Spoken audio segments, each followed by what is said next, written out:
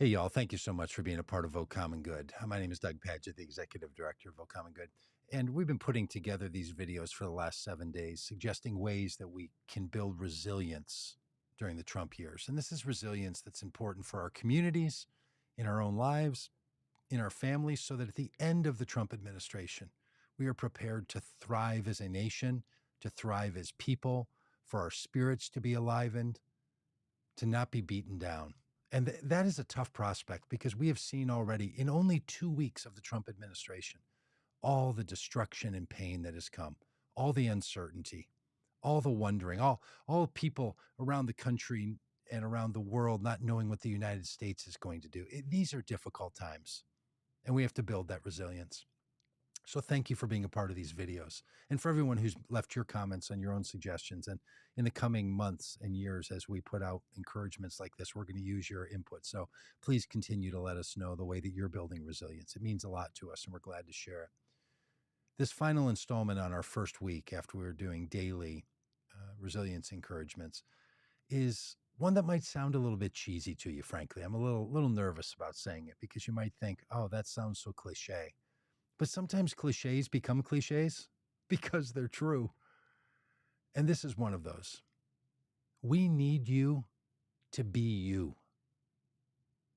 There's a lot of pressure in our lives, in our world, especially in times of crisis like this, to look around and see what other people are doing, or to think that our own contributions and impulses and reactions and ways of being aren't the thing that's going to be useful. We can kind of get tired of ourselves and the same old thing we always have to offer. And it's easy to start thinking, maybe I should behave the way that person does, that if I bring energy of let's find a way to fix it and somebody else brings sorrow, you start to wonder to yourself, perhaps maybe I should lean more into sorrow. Or if you're somebody who gets frustrated and mad, you find somebody else who's finding joy and creativity and you think that's so positive, maybe I should be like that. And look, it's wonderful for us to look around and see all the ways that people are and to honor those and to respect them and to love them and to even admire them. But most importantly, we need you to be you.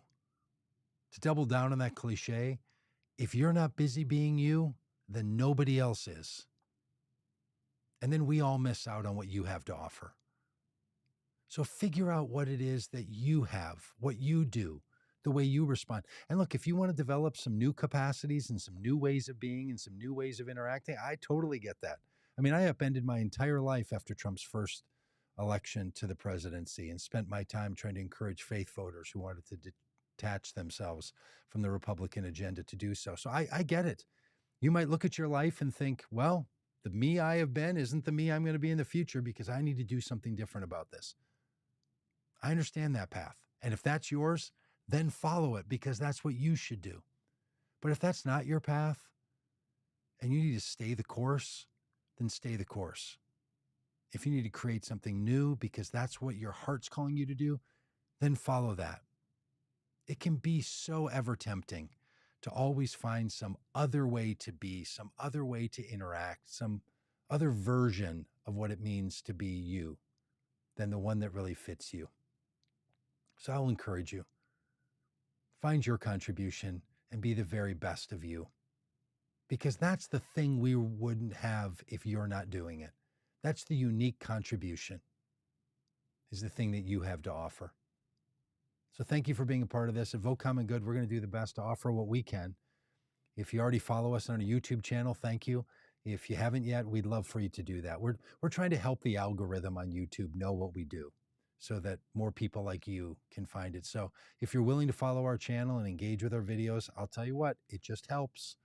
I mean, that's something you could do. If you're somebody who's thinking, what could I do? That's actually something you could do.